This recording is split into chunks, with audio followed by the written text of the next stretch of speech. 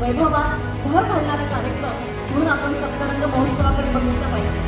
खरं म्हणजे कला माणसाला कसं जगायचं हे शिकवत असते, परंतु मला वाटतं खऱ्या अर्थानं कला किंवा सप्तरंगासारखा महोत्सव हा कलेचा महोत्सव नसतो नांदेडकरांना, ही माणूस घडवणारी एक कार्यशाळा असते। कला माणसातलं माणूस पण जपवते आणि ही जपवणूक करण्याचं काम हे महोत्सव करत असतात।